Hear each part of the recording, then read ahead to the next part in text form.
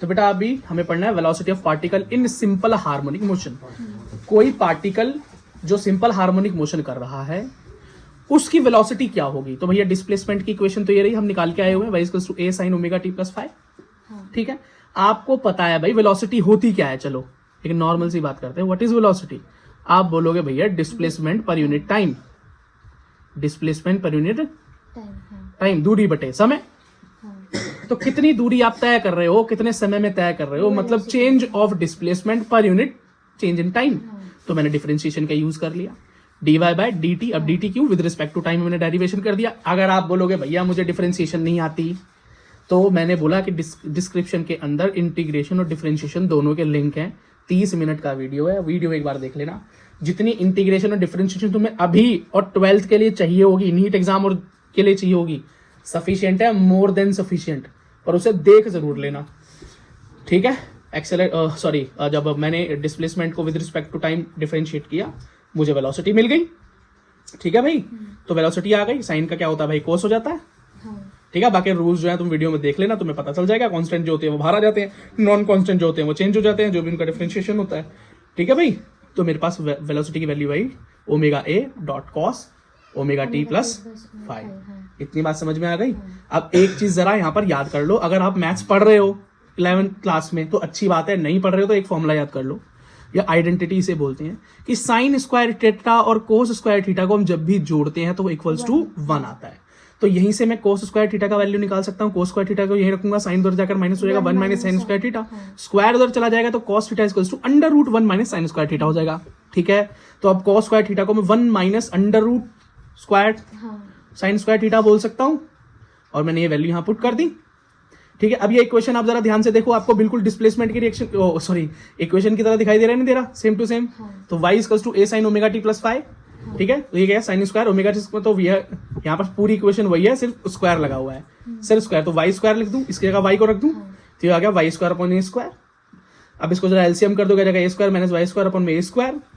ठीक है, तो आपके पास जो एंड इक्वेशन निकल कर आती है, तो वो क्या निकल कर आती है, अच्छा ए से ए भी आपका चला गया, मतलब ए स्क्वायर है, बाहर आएगा तो ए हो जाएगा, और ए से ए अपना कैंसिल आउट हो जाएगा। तो आपके पास एंड में क्या इक्वेशन कर देती है, velocity is equals to omega under root A square minus Y square. आप चाहो तो वेलोसिटी का लास्ट फॉर्मूला सीधा सीधा भी याद कर सकते हो, मतलब ऐसा नहीं है कि आपको ड्राइव करने को आ जाएगा ये, पर मैंने आपको दिखा दिया कि हमने कैसे ड्राइव किया, तो कॉन्सेप्ट क्या यूज हो रहा है ये मैंने आपको दिखा दिया। अच्छा, ये जो डिफरेंशिएशन है, ऐसा नहीं है डिफरेंशिएशन को स्किप कर दोगे, नहीं।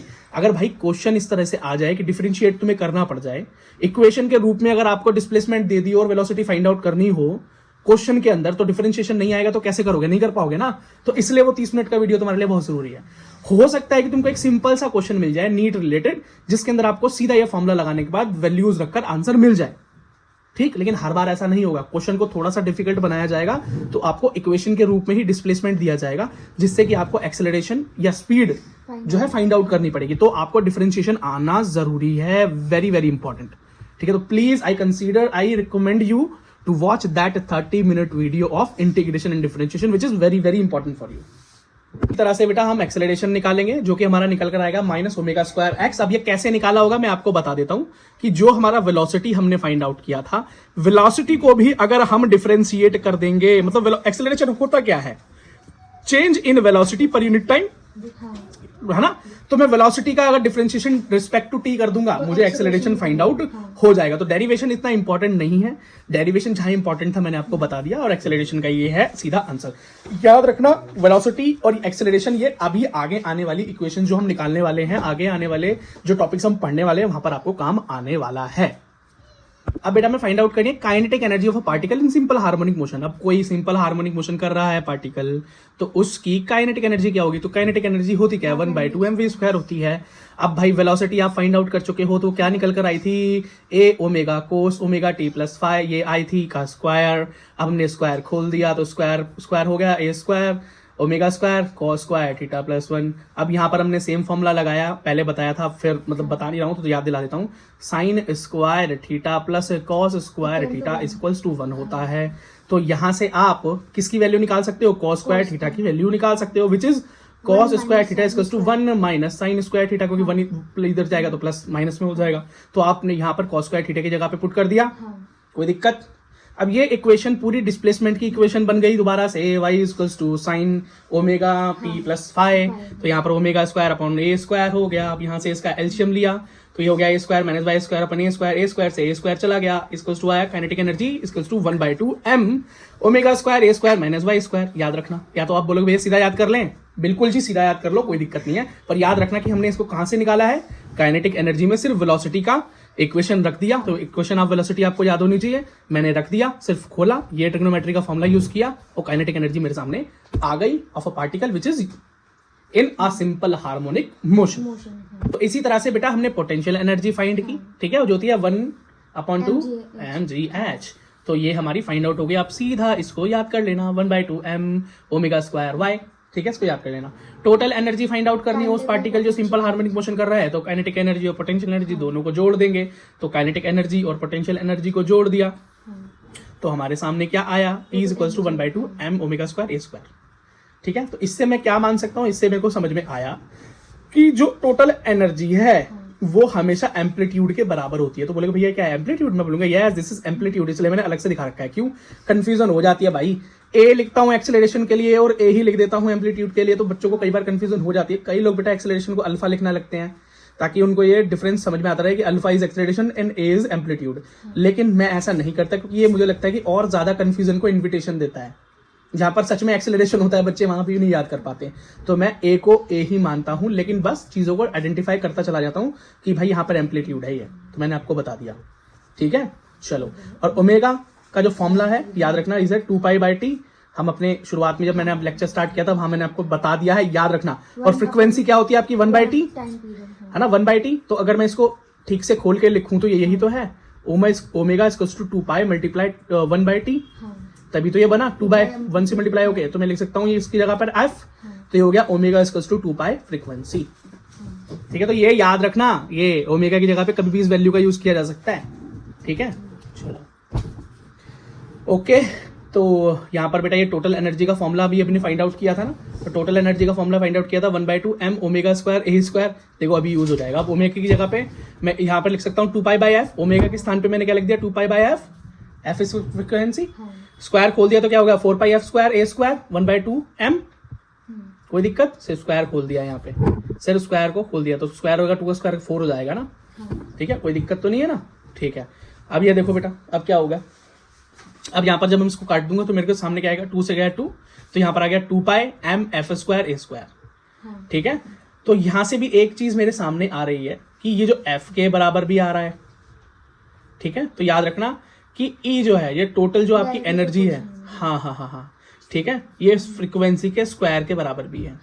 बस ये दो चीजें बतानी थी और कुछ नहीं। ग्राफ देखो भाई पोटेंशियल एनर्जी और काइनेटिक एनर्जी का, तो याद रखना जरा, मैं ग्राफ जो मैंने बनाया है यहाँ पर ये पोटेंशियल एनर्जी है दोनों एंड पे और ये काइनेटिक एनर्जी। अभी कैसे फाइंड आउट किया है देखो, वही आपका पेंडुलम, एक बार यहां पर जाता है एक्सट्रीम पोजीशन पे, एक बार यहां जाता है एक्सट्रीम पोजीशन पे, बीच में क्या है मीन पोजीशन। जब भाई सबसे एंड में जाता है और थोड़ी देर के लिए माइन्यूट सेकंड के लिए रुकता है, तो यहां पर बोलते हैं भाई पोटेंशियल एनर्जी तो मैक्सिमम आ गई, काइनेटिक एनर्जी हो गई 0। और यहाँ पर सेम यहीं पे भाई पोटेंशियल एनर्जी एकदम मैक्सिमम हो गई और काइनेटिक एनर्जी 0। यहाँ बीच में भाई काइनेटिक एनर्जी सबसे ज्यादा, potential energy equals to nearly equals to 0। तो देखो भाई पोटेंशियल एनर्जी का ग्राफ देखो, इस ऊपर गए टॉप पे तो पोटेंशियल एनर्जी मैक्सिमम, फिर नीचे गए तो यहाँ 0 हो गई, फिर ऊपर गए तो potential energy maximum, kinetic energy यहाँ 0 हो रही है बीच में। अब ये देखो काइनेटिक एनर्जी का ग्राफ देखो भाई, इधर गए लास्ट में एंड में मैक्सिमम पोजीशन पे, एक्सट्रीम पोजीशन पे, तो भाई नेगेटिव, और फिर से जब उस तरफ चले गए तो भी भाई खत्म, मतलब पॉजिटिव है लेकिन फिर भी 0 के, लेकिन जैसे ऊपर की तरफ गए तो वहां पे 0 कंसीडर हुआ। तो ये ग्राफ तो वैसे बहुत आसान है, पेंडुलम से आप इसको आराम से समझ सकते हो। चलो जी एक और चीज देखो, जो जो चीजें इंपॉर्टेंट है, कोई डेरिवेशन अगर इंपॉर्टेंट है तो मैं बता रहा हूं, जो नहीं है उसको ज्यादा टेंशन लेने की जरूरत नहीं है। अब force of law in simple harmonic motion, simple harmonic motion के अंदर फोर्स का लॉ निकालते हैं और उससे टाइम पीरियड भी निकल कर आ जाता है। टाइम पीरियड निकालना is not important, time period को याद रखना इज इंपॉर्टेंट, ठीक है भाई। फोर्स क्या होता है, मास इनटू एक्सेलरेशन, ठीक है ना। फोर्स माइनस के बाय वाई निकाल चुके हैं हम, मास की जगह मास, और ये acceleration minus omega square Y, जो कि एक्सेलरेशन हमने फाइंड आउट किया था ना अभी, याद रखो। Acceleration of particle in simple harmonic motion is minus omega square x या वाई की फॉर्मूले, तो वाई जो तुम्हारा मन करे, ठीक है। तो वही मैंने यहाँ पर चीजें रख दी। अब इन चीजों को खोल दो, ओमेगा को मैं क्या लिख सकता हूँ 2π/t, है ना, ठीक है, लिख दिया, उसका स्क्वायर हो गया, y से y चला गया, माइनस से माइनस चला गया, निकल कर आया k by M equals to 2π/t square, square उधर चला गया तो under root k by M हो गया 2π/t। अब t को इधर ही रखना है हमको, तो पाई को उधर भेज दूं तो ये हो जाएगा हमारा 1/2 अपॉन में km, मतलब ये उधर ऊपर था नीचे के डिवाइड में चला गया 1/t।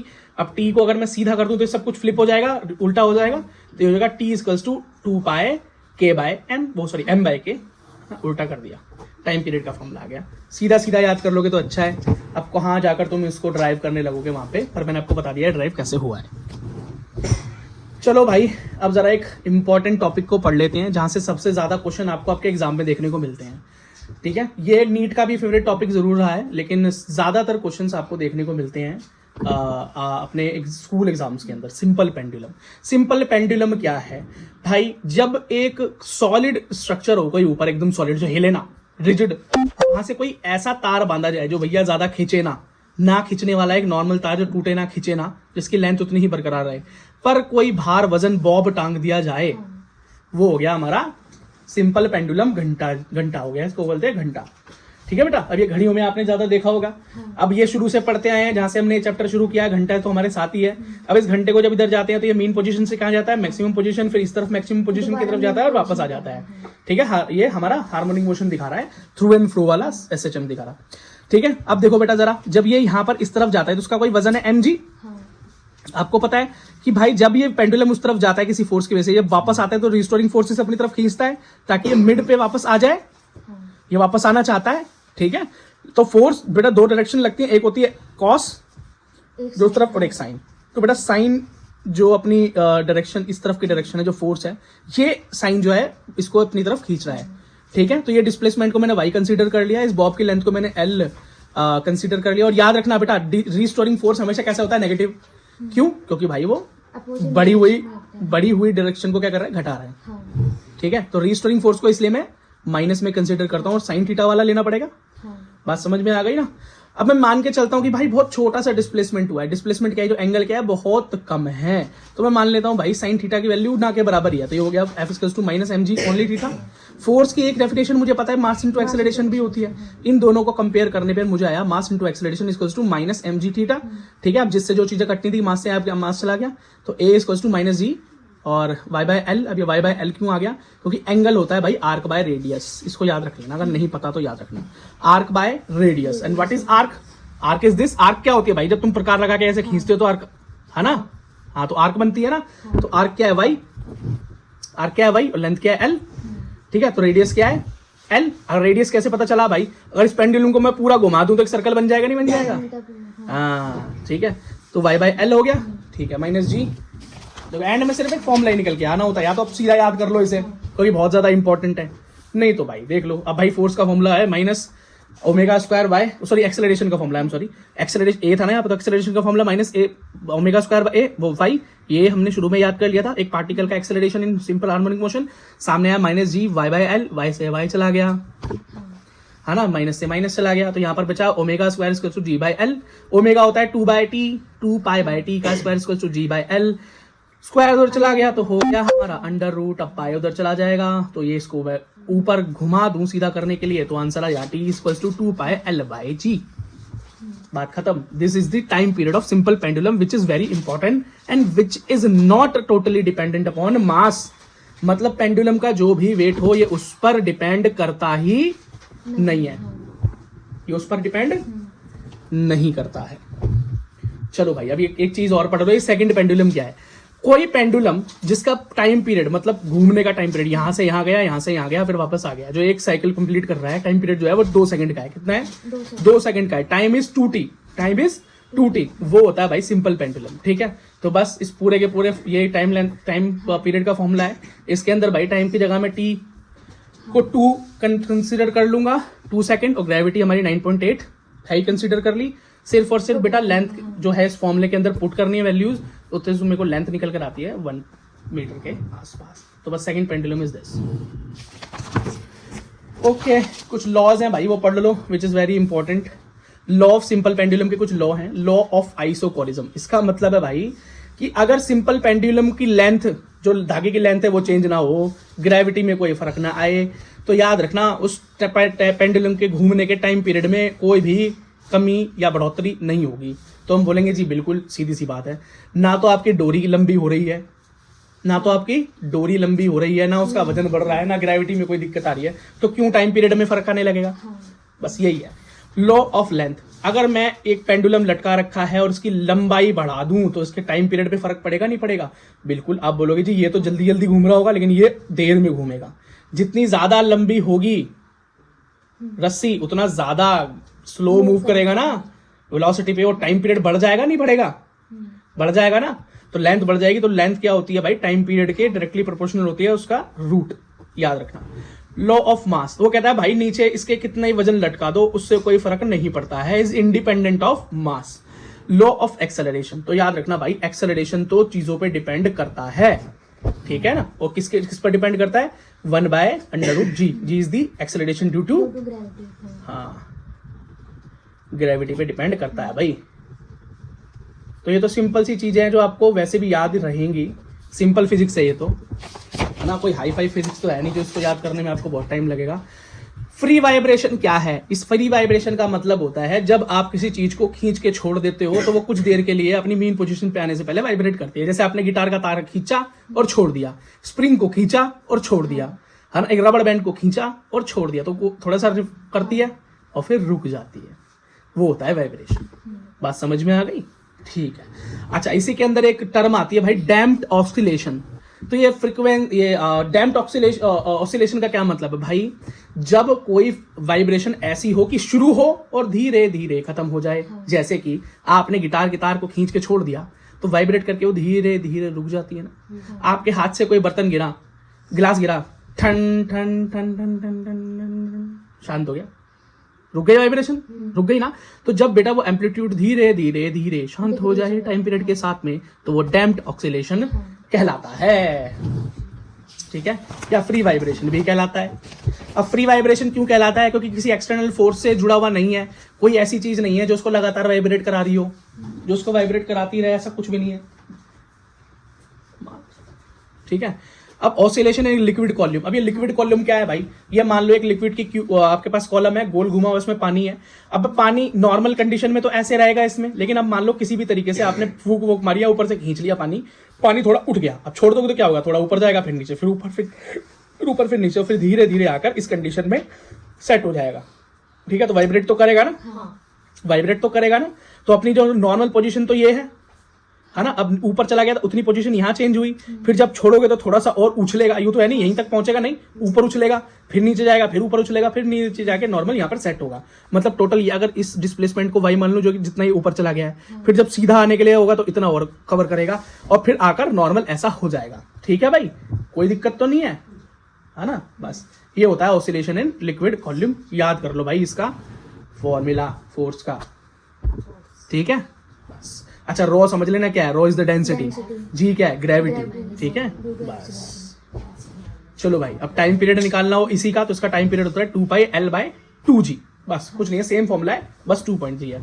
अब एक लास्ट समझ लो, लास्ट है ऑसिलेशन ऑफ फ्लोटिंग सिलेंडर। इसका क्या मतलब है भाई? एक खाली कनस्तर है, खाली सिलेंडर है, ठीक है? या कई बार क्या होता है कि लो बहरी होती है, आपने क्या किया, आपने मस्ती में आप नहा रहे हो, एक बहता हुआ सिलेंडर आपके पास आया, कनस्तर आपके पास आया खाली, आपने ऐसे डुबो दिया फोर्स लगा के, उसको ऊपर से जान लगा के इसको अंदर घुसेड़ दिया। जब तक तो ये पानी के इतने ऊपर था देखो, लेकिन और घुसा दिया आपने अंदर, और ज्यादा घुसा दिया, हाँ आपने अंदर, ठीक है बेटा? तो फोर्स लगा के आपने इस डब्बे को क्या किया? डुबो दिया। अब जो लेंथ थी, लेंथ बढ़ गई ना, मान लेता हूं इतनी लेंथ और अंदर घुस गई, देखो तो L+y लेंथ बोल दी। y लेंथ जो एक्स्ट्रा लेंथ अंदर गया है, कुछ लेंथ तो इसकी टोटल वैसे भी थी अंदर, टोटल इसकी हाइट है h, वो भी तो उतनी की रहेगी, लेकिन अभी थोड़ा और ज्यादा डूब गया। कितना डूब गया बोलूंगा जी? y और डूब गया अंदर, ठीक है? Rho is the density of liquid, ठीक है? अब जैसे इस डब्बे के ऊपर से आप अपना हाथ हटाओगे तो क्या होगा? वापस ऊपर आएगा नहीं आएगा?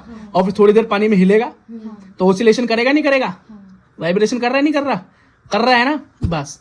और ये याद रखो, अच्छा मैंने तो ऊपर से नीचे धक्का दे दिया, ये कौन है जो उसको ऊपर वापस भेज रहा है? भाई थ्रस्ट है पानी का। कौन है? पानी का थ्रस्ट है ना, हाँ, बायंसी फोर्स, ठीक है भाई? हाँ, तो इसलिए फोर्स नेट क्या होगा? Buoyancy force minus mg। बस अब खत्म हो गया, बायंसी फोर्स और मैं mg कर दो, लास्ट का फॉर्मूला जो निकल कर आएगा एफ नेट फोर्स निकल कर आया माइनस के वाई, के की वैल्यू मैंने आपको बता दी है, यहाँ पर दिखा दिया। उसका टाइम पीरियड इंपॉर्टेंट है, याद रखो, is 2 pi L by G. Same to same है, बिल्कुल सेम टू सेम है जी। चलो जी, इसी के साथ हमारा ये लेक्चर होता है खत्म। सब्सक्राइब कर लो, लाइक कर लो, कमेंट कर दो, जो करना है कर दो। और अगर आपको ये नोट्स चाहिए रिटर्न फॉर्म में तो टेलीग्राम को ज्वाइन कर लो, इंस्टाग्राम व्हाट्सएप सबको ज्वाइन कर लो, फ्री ऑफ कॉस्ट मिल जाएगा, वहां पर लिंक है वीडियो के डिस्क्रिप्शन में। मिलता हूँ अगले वीडियो में।